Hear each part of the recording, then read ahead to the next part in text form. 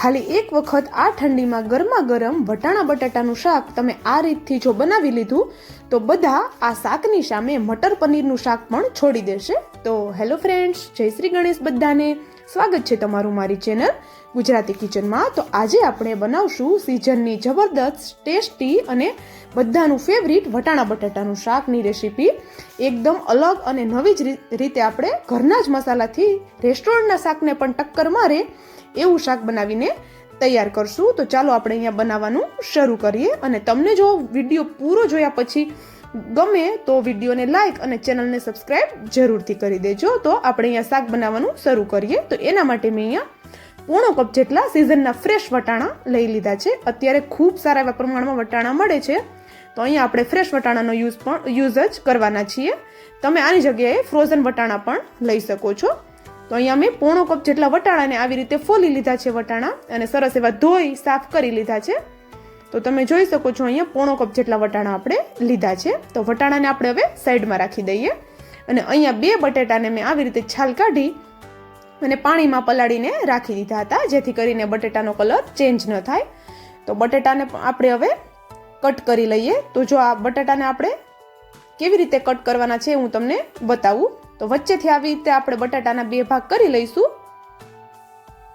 અને હવે એક ભાગમાંથી પણ આપણે 2 ભાગ કરી લેશું. અને આપણે આના મોટા મોટા ટુકડામાં બટેટાને કટ કરવાના છે.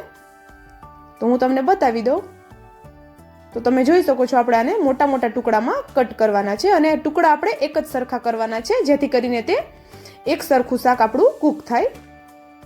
તો જો આપણે બધા ટુકડા એક સરખા કટ કરી લીધા છે. અહીંયા આપણે થોડા મોટા ટુકડા રાખવાના છે, જેથી કરીને શાકનો લુક એકદમ સરસ એવો હોટલ રેસ્ટોરન્ટ જેવો આવે. તો આવા મોટા ટુકડામાં મેં બટેટું કટ કરી લીધું છે. તો આપણે બંને બટેટાને એ જ રીતે એક સરખા ટુકડામાં કટ કરી લઈશું. તો અહીંયા મેં બંને બટેટાને એ જ રીતે કટ કરી લીધા છે. અને ફરી પાછા મેં એને પાણીમાં રાખી દીધા છે, જેથી કરીને તેનો કલર ચેન્જ ન થાય અને તેમાં રહેલું સ્ટાર્ચ પણ નીકળી જાય. તો આવી રીતે આપણે તેને રાખી દીધા છે. અને હવે આપણે આ શાક કુકરમાં બનાવશું. તો અહીંયા એક કુકરમાં મેં 2 ચમચા જેટલું તેલ લઈ લીધું છે. આપણે આ શાક કુકરમાં બનાવશું તો પણ એકદમ ટેસ્ટી એવું બનશે. અને અહીંયા મેં થોડા ગરમ મસાલા લઈ લીધા છે. તો તેમાં મેં 1 એલચી, થોડા લવિંગ અને 1 તજનો ટુકડો અને થોડા બાદિયા લઈ લીધા હતા. બધું આપણે અહીંયા ઠંડા તેલમાં જ એડ કરી દઈશું. અને તેમાં આપણે હવે રાઈ એડ કરશું. રાઈ થોડી ફૂટે પછી આપણે તેમાં આગળની પ્રોસેસ કરીએ. તો રાઈ અહીંયા આપણી સરસ એવી ફૂટી ગઈ છે, જો તમે જોઈ શકો છો. તો હવે આપણે તેમાં જીરું એડ કરી દઈશું. તો અહીંયા હું અડધીથી પોણી ચમચી જેટલું જીરું એડ કરું છું. અને 1 તમાલપત્ર લીધું છે, તેને પણ હું અહીંયા એડ કરી દઉં છું. અને આ બધું સરસ એવું આપણું ફૂટી જાય પછી આપણે અહીંયા આદુ અને લસણ બંનેને આપણે અધકચરું વાટવાનું છે. સાવેની પેસ્ટ નથી બનાવવાની. તમે જોઈ શકો છો આવી રીતે મોટું મોટું મેં વાટી લીધું છે. એને પણ તેલમાં એડ કરી દઈશું. આ રીતે લસણ અને આદુને મોટું મોટું વાટશું ને તો તેનો ટેસ્ટ એકદમ સરસ એવો શાકમાં આવશે. આદુ અને લસણની કાચી ફ્લેવર જાય એટલું કૂક થઈ જાય પછી આપણે તેમાં 2 મીડિયમ સાઇઝની મેં અહીંયા ડુંગળી લીધી છે. તેને મેં આવી રીતે ઝીણી ઝીણી કટ કરી અને એડ કરી દીધી છે. તમને જો ડુંગળી ન ગમે કે તમે ન ખાતા હોય તો તમે લસણ અને ડુંગળી બંને આરામથી સ્કીપ કરી શકો છો. લસણ અને ડુંગળી વગર પણ શાક આપણું એટલું જ ટેસ્ટી બનશે. તો અહીંયા આપણે ડુંગળી થાય છે ત્યાં સુધીમાં આપણે એક મસાલો બનાવીએ. તો એના માટે મેં અહીંયા 2 ચમચી જેટલું લાલ મરચું પાવડર લીધો છે. તમારે જે પ્રમાણે તીખું જોવે એ પ્રમાણે તમારે અહીંયા લઈ લેવાનો છે. 1 ચમચી જેટલો મેં અહીંયા ધાણા જીરું પાવડર લીધો છે. અડધી ચમચી જેટલો મેં અહીંયા કિચન કિંગ મસાલો અથવા તો સબ્જી મસાલો પણ તમે લઈ શકો છો લીધો છે. અને આપણે તેમાં અડધી ચમચીથી પોણી ચમચી જેટલી હળદર એડ કરશું, જેથી કરીને આપણા શાકનો કલર એકદમ સરસ એવો આવે. અને આપણે એમાં થોડું મીઠું એડ કરશું. મીઠું અત્યારે આપણે અહીંયા થોડું જ એડ કરીએ છીએ, બાકીનું આપણે શાકમાં એડ કરશું. અને હવે આપણે એક સિક્રેટ વસ્તુ અહીંયા એડ કરવાની છે. જનરલી વટાણા બટેટાનું શાક આપણે બનાવતા હોઈએ છીએ ને ત્યારે આપણું શાક એકદમ છૂટું છૂટું બને છે, અથવા તો વટાણા બટેટા અલગ અલગ રહે છે. એ ન થાય અને આપણી ગ્રેવી એકદમ સરસ એવી હોટલ રેસ્ટોરન્ટ જેવી એકદમ સ્મૂથ બને એના માટે અહીંયા મેં 1 ચમચી જેટલો ચણાનો લોટ લીધો છે. ખાસ ધ્યાન રાખવાનું છે, ચણાનો લોટ આપણે અહીંયા 1 જ ચમચી લેવાનો છે, તેનાથી વધારે આપણે નથી લેવાનો. અને લોટ અહીંયા મેં કાચો જ લીધો હતો ચણાનો. એ આપણે આમાં બધા મસાલા સાથે એડ કરી દીધો છે. અને સરસ એવું આપણે આને મિક્સ કરી લઈશું. તો આપણું એક મસાલા આપણા મિક્સ કરીને આપણે અહીંયા રાખ્યા છે. તો હવે આપણે આને શાકમાં એડ કરવાના છે. તો આપણે હવે એને સાઈડમાં રાખી અને જોઈ લઈએ. તો આપણી ડુંગળી પણ જોઈ શકો છો તમે સરસ એવી કૂક થઈ ગઈ છે. બસ આપણે આટલી જ ડુંગળીને કૂક કરવાની છે. તો હવે આપણે જે મસાલા બનાવીને રાખ્યા છે ને તે એડ કરી દઈશું. આ જ સ્ટેજ પર આપણે મસાલા એડ કરવાના છે, કારણ કે ચણાનો લોટ આપણે અહીંયા કાચો લીધો હતો, એટલે ચણાનો લોટ સરસ એવો તેલ હારે અને આ બધા મસાલા હારે શેકાઈ જાય એ માટે આપણે અહીંયા ચણાના લોટ બધા મસાલાને આ સ્ટેજ પર જ એડ કરી દઈશું. તો આપણે એને સરસ એવું મિક્સ કરી લઈશું અને તમે જોઈ શકો છો શાકનો કલર અત્યારથી જ એકદમ સરસ એવો આવવા લાગ્યો છે. જનરલી આપણે ઘરે શાક બનાવતા હોઈએ બધા એક જ મસાલાથી એક જ રીતનું આપણે શાક બનાવતા હોઈએ છીએ, પણ થોડું તેમાં આપણે એની બનાવવાની રીત અલગ થઈ જાય તો પણ તેનો ટેસ્ટ અલગ થઈ જતો હોય છે. તો આપણે આ શાક પણ એવી જ રીતે ઘરના મસાલાથી જ બનાવીએ છીએ, પણ થોડી રીત અલગ થશે એટલે ટેસ્ટ પણ એનો અલગ થઈ જશે. અને આપણે અહીંયા મસાલા બળે નહીં એના માટે અહીંયા થોડું પાણી એડ કરી દઈએ, એટલે કે મેં અહીંયા 2 થી 3 ચમચી જેટલું પાણી એડ કર્યું છે. અને આ અહીંયા ચણાનો લોટ સરસ એવો શેકાઈ જાય એના માટે અહીંયા થોડી વાર માટે આ રીતે એને સાંતળવાનું છે આપણે, જેથી કરીને ચણાના લોટની કાચી ફ્લેવર આપણા શાકમાં ન આવે. તો થોડી જ વારમાં આપણો લોટ શેકાઈ જતો હોય છે ચણાનો, અને આપણે આમ પણ 1 જ ચમચી અહીંયા એડ કર્યો છે. તો આવી જ રીતે તેલમાં સરસ એવો તે સંતળાઈ ગયો છે. તો હવે પછી આપણે તેમાં 2 અહીંયા મેં મીડિયમ સાઇઝના ટમેટાની આવી રીતે પ્યોરી બનાવી લીધી છે તે એડ કરી દઈશું. તમે અહીંયા ટમેટાના એકદમ નાના નાના ટુકડા કરીને પણ એડ કરી શકો છો, પણ જો આવી રીતે પ્યોરી બનાવીને એડ કરશું તો સરસ એવી આપણા શાકની ગ્રેવી ઘટ્ટ બનશે અને શાક આપણું એકદમ સરસ એવું ઢાબા સ્ટાઇલ બનશે. ઢાબામાં જેવું ખાઈએ છીએ એવું જ શાક દેખાશે આપણું. તો હવે આપણે આમાં સ્વાદ પ્રમાણે મીઠું એડ કરી દઈએ. પહેલાં પણ આપણે મસાલામાં મીઠું એડ કર્યું હતું, એટલે અત્યારે આપણે જોઈને એડ કરવાનું છે. તો તમારા ઘરમાં જે રીતે નિમક ખવાતું હોય એ રીતે તમે એડ કરી શકો છો. તો બધું સરસ આપણે મિક્સ કરી લીધું છે અને હવે આપણે આ ટમેટાને એકદમ સરસ એવું થવા દેવાના છે. એકદમ ગ્રેવી આપણી પાકશે એટલો ટેસ્ટ આ શાકનો સરસ આવશે. તો આપણે ટમેટામાંથી તેલ છૂટું પડે ત્યાં સુધી આપણે તેને થવા દઈશું અને આપણે એની ઉપર એક ઢાંકણ ઢાંકી દઈએ.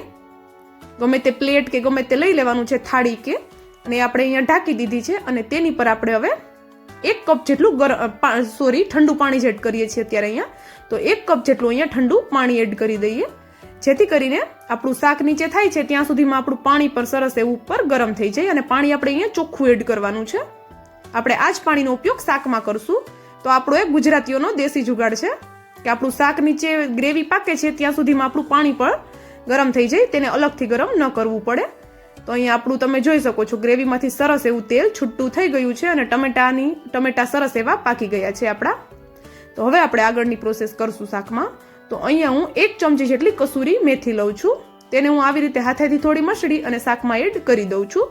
અને અહીંયા હું 1/2 કપ જેટલા ધાણા લઉં છું. ધાણા પણ આપણે અત્યારે જ એડ કરશું. અત્યારે શાકમાં ધાણા એડ કરવાથી તેનો ટેસ્ટ એકદમ અલગ એવો અને બહુ જ સરસ એવો આવે છે. તો જરૂરથી ટ્રાય કરી જોજો આ રીતે ધાણા એડ કરીને. અને 1 લીલા મરચાંને મેં એવી જ રીતે કટ કરીને એડ કરી દીધું છે. અને બધું સરસ આપણે મિક્સ કરી લઈશું.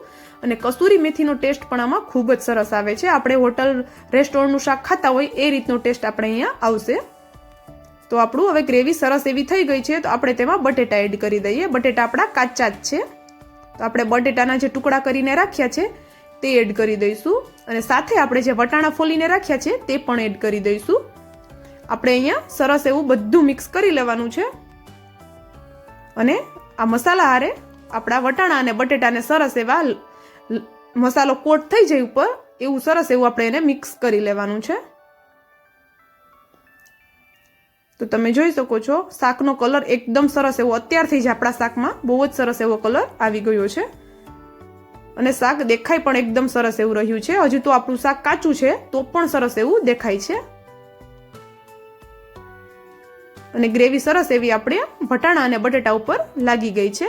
તો આપણે વટાણા અને બટેટા કાચા લીધા છે એટલે આપણે એને થોડી વાર માટે અહીંયા સાંતળી લઈએ. તો જે આપણે પાણીવાળી પ્લેટ લીધી હતી તે જ આપણે ફરીથી આની પર ઢાંકી દઈશું અને 1 મિનિટ જેવું આપણે આને ગ્રેવી હારે સંતળાવા દઈશું, જેથી કરીને વટાણા અને બટાટામાં બંનેમાં સરસ એવું ગ્રેવીનો ટેસ્ટ આવી જાય. અને 1 મિનિટ જેવું આપણે આને અહીંયા સંતળાવા દીધું છે. પછી આપણે તેને સરસ એવું એકવાર મિક્સ કરી લઈશું. તો તમે જોઈ શકો છો એકદમ સુપર ટેસ્ટી એવું આપણું શાક અત્યારે જ દેખાય છે. તો બાળકોનું તો આ વટાણા બટાટાનું શાક ફેવરિટ હોય છે. તો આ રીતથી તમે એકવાર રેસીપી જરૂરથી ટ્રાય કરજો. ખૂબ જ સરસ એવું ઢાબા જેવું શાક બનીને અહીંયા આપણું તૈયાર થાય છે. તો એમાં હવે આપણે 1 થી 1.5 ચમચી જેટલી મેં અહીંયા ઘરની જે મલાઈ હોય છે, આપણા દૂધ પર જે મલાઈ થઈ હોય છે તે લીધી છે. તમે જો મલાઈની બદલે અહીંયા દહીં પણ એડ કરી શકો છો. તો દહીં જો તમે એડ કરતા હોય તો તમારે અહીંયા 2 ચમચી જેટલું દહીં લેવાનું છે. અને મલાઈ કે દહીં બંનેમાંથી એક પણ તમારે એડ ન કરવું હોય તો તમે આરામથી સ્કીપ કરી શકો છો, કારણ કે એના વગર પણ આ શાક એટલું જ સરસ એવું થાય છે.